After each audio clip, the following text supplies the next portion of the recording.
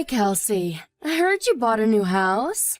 Apparently it's detached, too. Get you, Missy. Hi, Sally. It's been a while. That's right. It is detached, but it's nothing too fancy, really. It's not like it's new or anything. I heard it's huge, though. I'm so pleased for you. Sounds to me like you're all set to live the good life. I'm actually a little jealous. Not at all. It was old and run down, so we got it way cheaper than the market price. It might look okay from the outside, but believe me, we had our work cut out with the renovations and repairs. I wouldn't go as far as calling it huge, though it is a lot more spacious than the old one. You know how much bigger they build them in the countryside? But you renovated it, right? I bet it looks like a palace now. Renovating your own house seems to be all the rage lately. Just the other week, I heard about my friend's friend reforming his whole house. I've seen TV shows about it too. Just yesterday afternoon, I was watching one called Peeps Designs. Everyone's doing it. Well, I guess you're not wrong. You do hear about it a lot now. Anyway, enough beating around the bush. Are you gonna tell me or what? When's the big day? When are you moving in? When? Next month. That's really soon. I wish you'd have told me earlier. I am your mother-in-law, you know. I did plan on telling you sooner. I've just been busy with all sorts of things, that's all. Sorry I kept you out of the loop all this time. That lazy son of mine almost never gets in touch with me, you know. I get the feeling that if I didn't text and call him, we'd never speak. I sometimes wonder if he still holds what happened between us. in the past against me. Do you by any chance mean that time you and his dad stole the money from his scholarship when he was in college? Oh, you know about that? Come on, dear. Stole is a bit drastic. Yeah, I know. I don't think it's drastic at all. I heard all about how you gambled away his entire scholarship fund on the slots at the casino. Oopsies. Weren't we just the naughtiest? Not just the casino either. My husband used his fair share on horse racing. He had to work 2 jobs while studying for a master's in biochemistry because of what you guys did. He told me it was the hardest period of his life. He literally had no free time and was getting by on cup noodles, 3 hours of sleep a night, and ungodly amounts of coffee. As if that wasn't bad enough on its own, he said your dad took most of his wages too. We were going through a really difficult patch back then. Without Anthony's help, we would have never been able to keep up with the absurd repayments on our debts. Can you believe it's even legal for them to make us pay that much? I know it can't have been very easy for my son, but, well, whatever. It's ancient history now. What is family for if not helping each other out in a pinch? Oh, I don't know. Maybe not getting them into pinches in the first place? Besides, Anthony ended up being the one responsible for the repayments on the scholarship money you stole. Not only that, but he had to bear all the burden by himself, and was threatened with expulsion from college if he didn't keep with them up. Is all of this true? Yup, sure is. What of it? Are you surprised? It was his scholarship. Obviously, he was going to be the one who paid it back. And of course, there would be consequences if he... Besides, it's not like we spent all of it. He had plenty left to use as he saw fit. It's an undeniable fact that some of it got spent on college stuff and living costs, you know. Books, stationery, food, and of the like. Of course he should pay it back. He signed the documents, so he has a duty. I just can't shake the feeling that his share of the burden was disproportionate with how much he actually got to spend on the stuff the scholarship was intended for in the first place. What exactly is the problem here? It all worked out in the end. He's working for a major global company now, right? Not only that, but you're rich enough to be able to afford a huge detachable house in the countryside, so things can't be all that bad. A few measly repayments on his scholarship are hardly gonna break the bank. This is hardly as dramatic as you're making it out to be. Most importantly, he agreed to do it. It's not like we did anything behind his back. I see. Anyway, forget that. This is old news, and we have much more important matters to discuss. Which reminds me, there was something I wanted to talk to you about. Something important? Yes, very, very important. Me and my husband have decided to move in with you both in your new house. Which means we'll be seeing you next month, Kelsey, my dear. Excuse me? Is my phone broken? Am I reading this right? You're moving in with us? You certainly are. You didn't think you were gonna be able to buy a big luxurious house like that and not share it with your beloved in-laws, did you? Let's be real here. That place is far too big for just... You'd be bored and lonely without us. It just so happens that me and my husband have been wanting to live in a big old house in the country for years now. It even has a yard, doesn't it? I'm so excited. I have all sorts of ornaments to decorate the lawn with. We couldn't believe it when we heard the news. The timing was so good anyone would think it was fate. Whoa, whoa, whoa! Just slow down a second, Sally. You can't just invite yourself to live with me and Anthony all of a sudden. Have you even mentioned it to him yet? Because this is the first time I've heard of it. Don't worry about him. He's always been a mommy's boy. He'll be over the moon when he finds out he's going to be able to see me every single day. He always was such a good, obedient child, and he's no different now. But still, it's not fair of you to spring this on us like this. That house was supposed to be for me and him to live in. We do have circumstances of our own, you know. What makes you think we're in any position to accommodate you? Circumstances? What kind of circumstances? Anthony's suffering with an illness. We found out a couple of days ago. He has cancer. What? Cancer? To get hit with a bombshell like that right before moving into our new place. We haven't come to terms with it yet, and our heads are a mess. He hasn't started chemotherapy yet, but the doctors say things could get rough. We have a lot of preparing to do for the fight ahead. That's why we're simply not in any position to consider having you move in with us right now. On the contrary, all the more reason for us to move in with you. Let me help you nurse him back to health. This just settles it. We absolutely have to come now. It's times like this that family needs to pull together to be there for one another. No, it's fine, really. I can take care of things myself. The bottom line here is that we're in no position to take you in. Are you listening to me? It's not happening. I'm listening to you, but have you heard yourself? What you're saying is ridiculous. Why would you put all that pressure on yourself when there's someone offering to help you? Who are you, super nurse?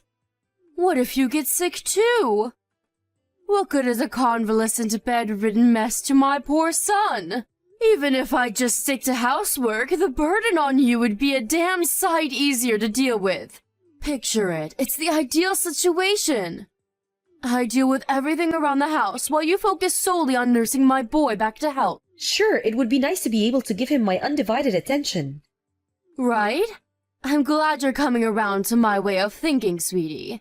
I always knew you had a good head on your shoulders. Leave it to me. Let's all live together as one big happy family. Sally? What on earth is going on here? The house looks like a bomb site. I go out for one day and I come back to find the place looking like a hoarder's den? Welcome home, sweetie. If you're back, why don't you be a dear and get to work on the housework right away? The kitchen's dirty. How about you do something yourself for a change? Not only that, but you need to stop forcing Anthony to drive you places. He's going through the worst phase of the side effects right now. He's barely fit to walk around on his own, let alone drive the damn car. But it was raining. What else was I supposed to do? You're a clever girl. I'm sure you understand I had no choice. It's impossible to get anywhere living in the middle of nowhere without the car. Why did you have to buy a house this far from civilization in the first place? What does the location of our house have to do with you forcing your seriously ill son to chauffeur you around like you're a freaking aristocrat? Those are two completely different issues. You have to stop this. I do wish you'd shut up already. You're like a broken record.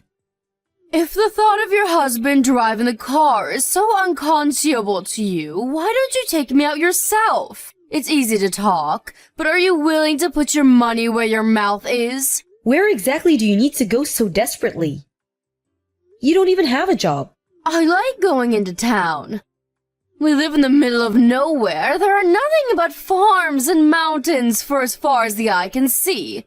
I'd go senile sitting around the house all day.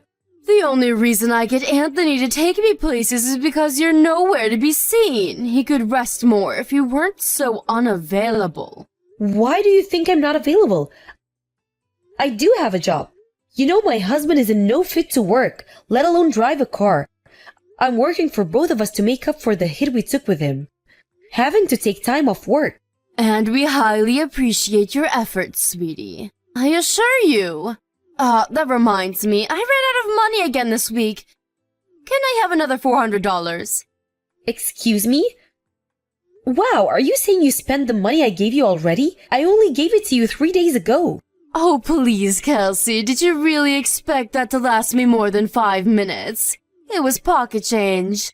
I lost it all in the slots of the casino. You blew the money I gave you to get on by the slots?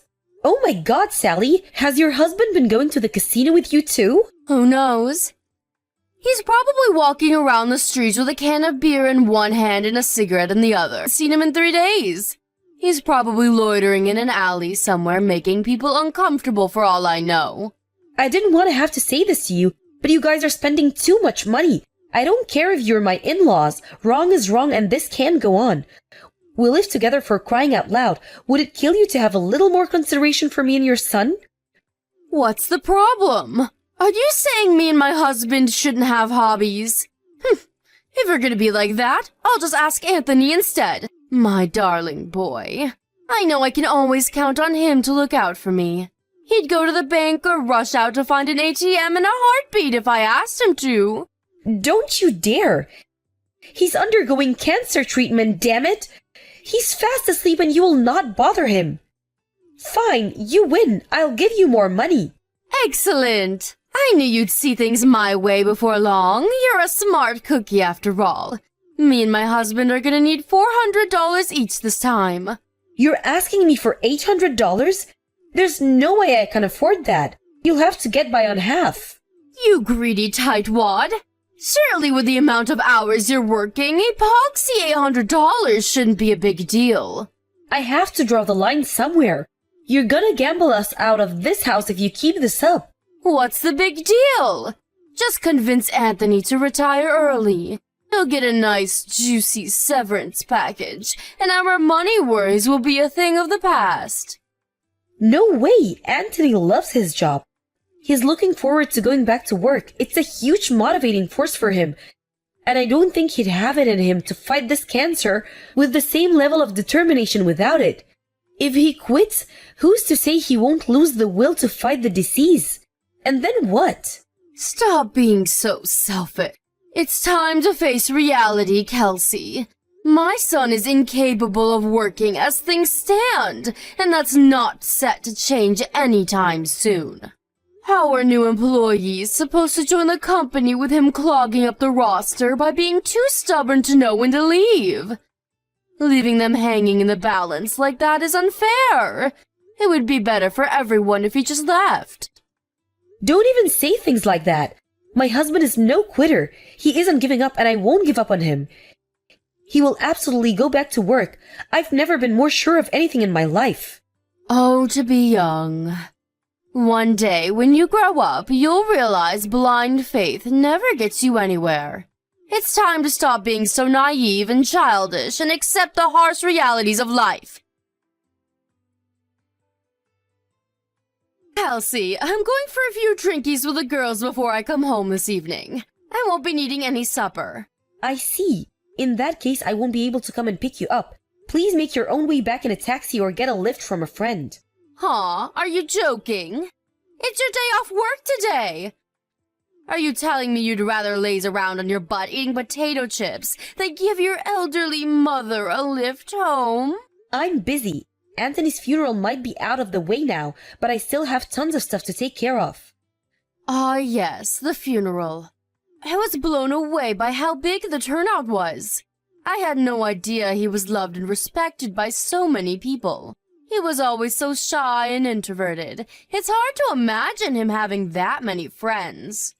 Everyone loved Anthony because of how kind he was. He was a good man who would do anything for anyone. Yes, my Anthony was 1 in a million.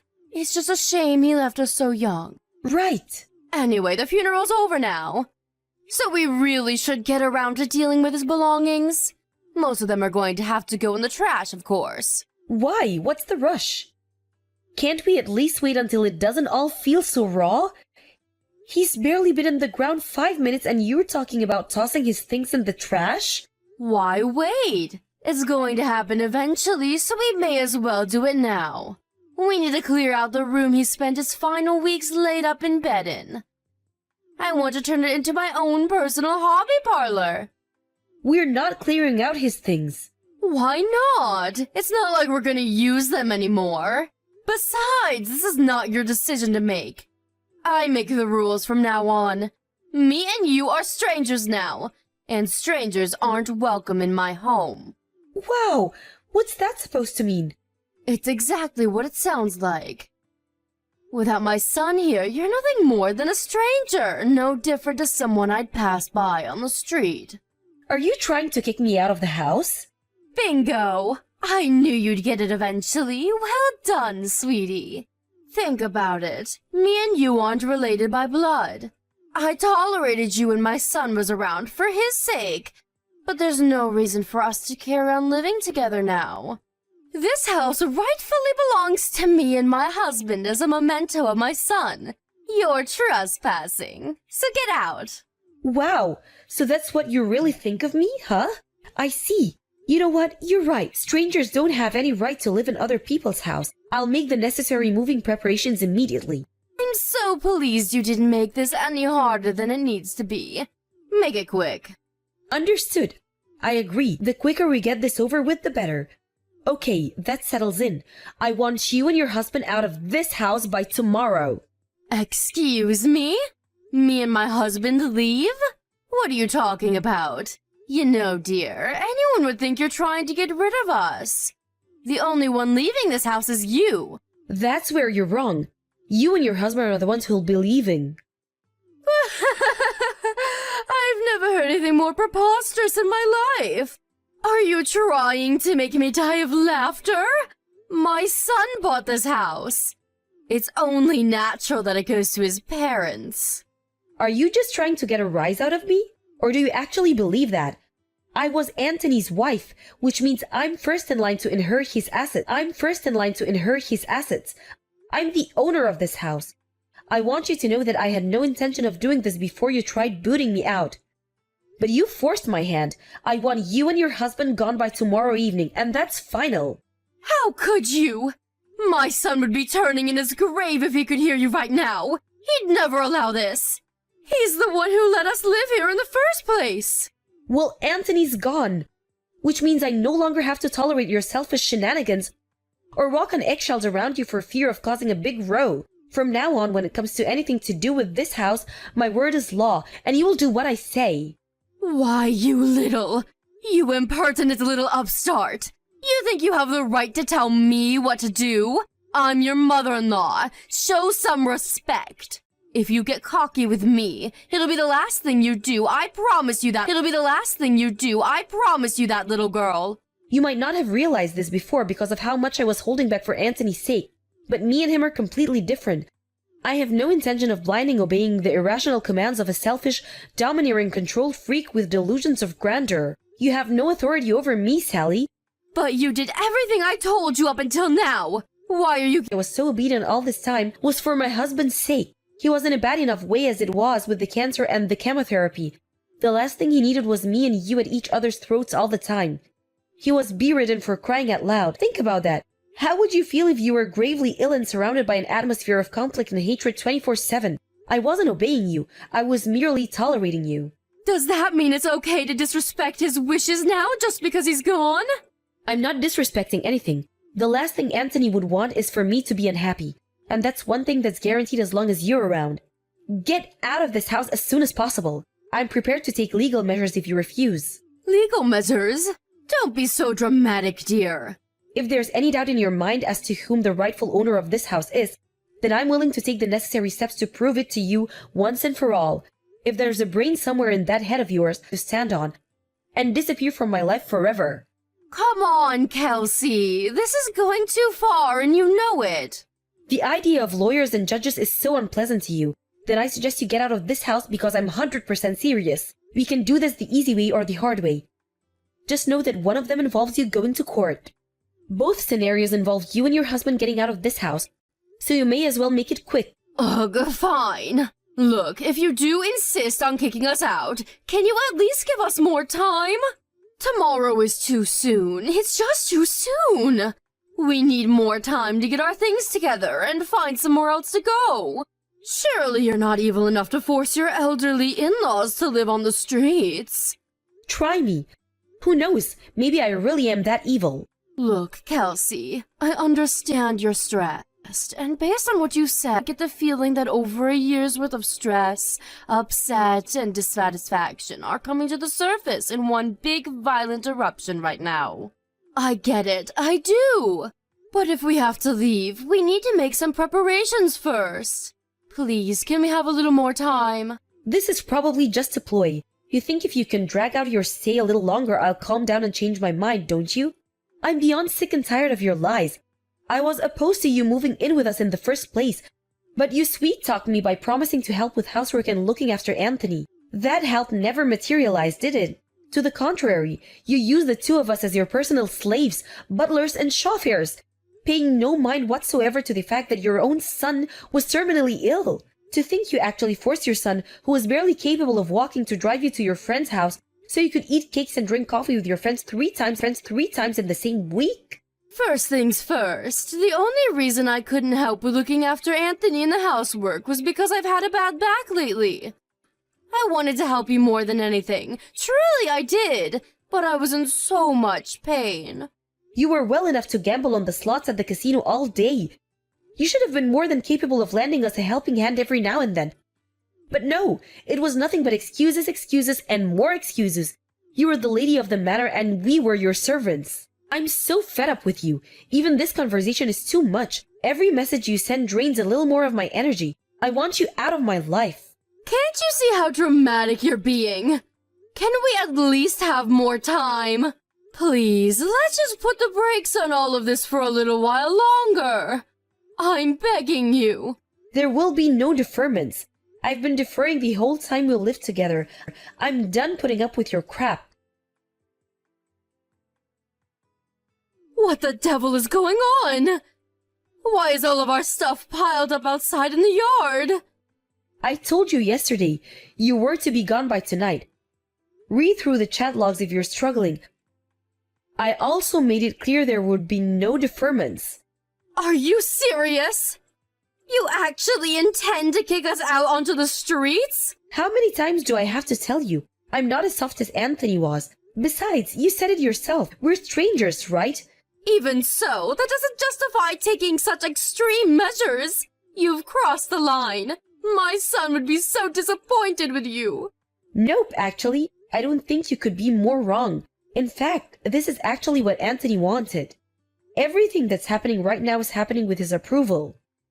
How the hell is that even possible? My son is dead. He told me before he passed, of course. He apologized for the inhuman amounts of stress I had to endure as a result letting you two move in with us.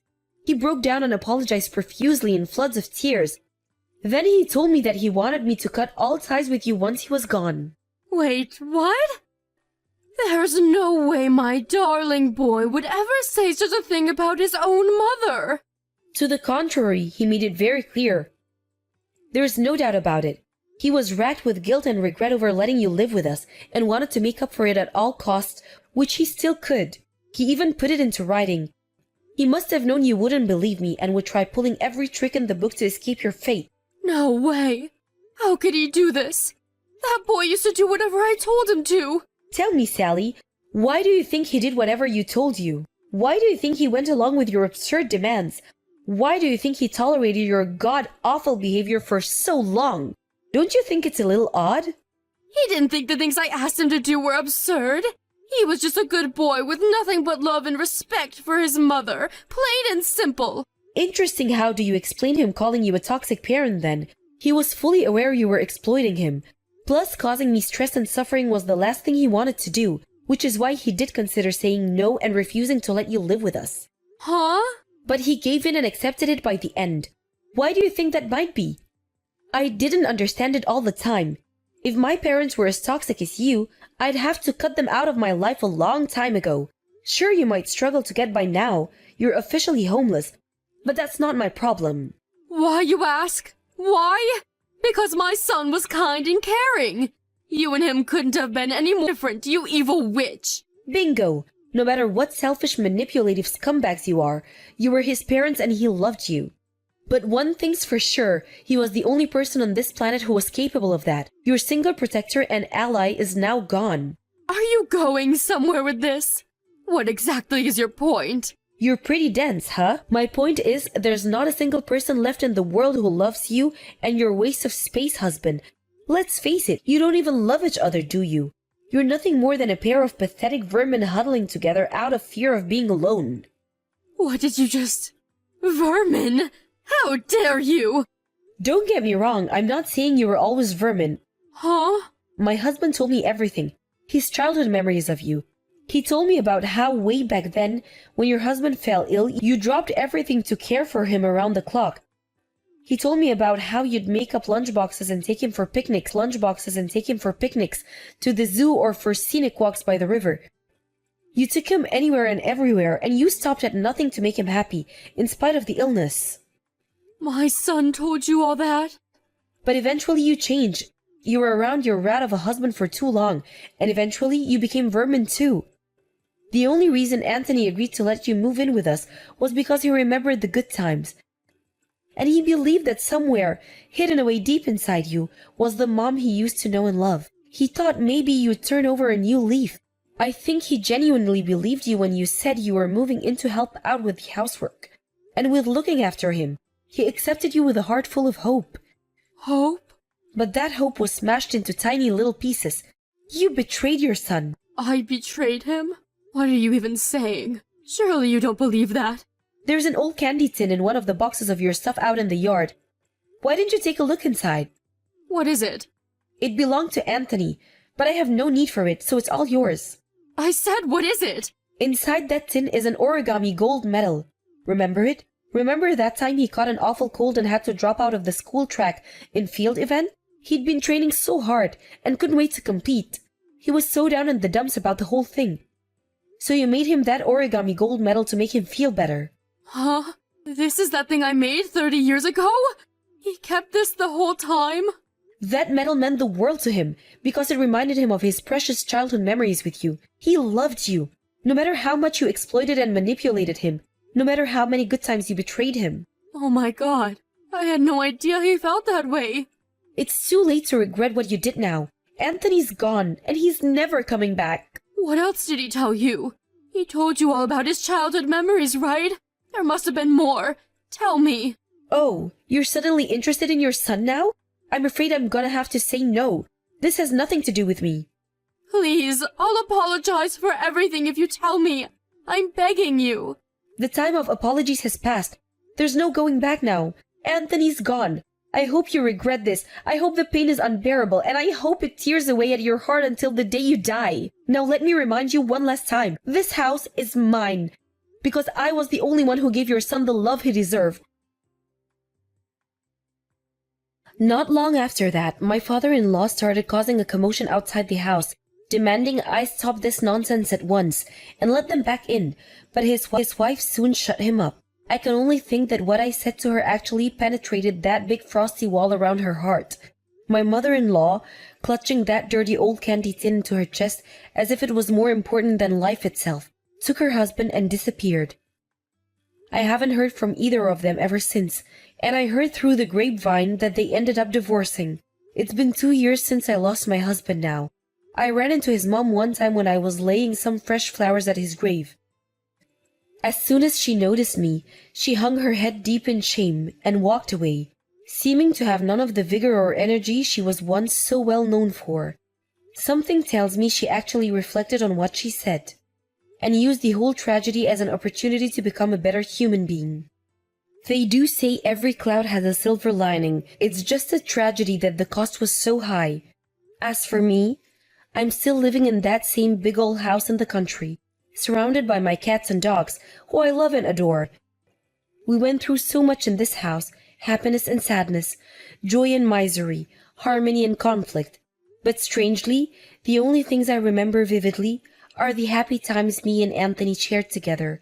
That's why it'll always be an important place to me, and I intend to cherish and take good care of it for as long as I live.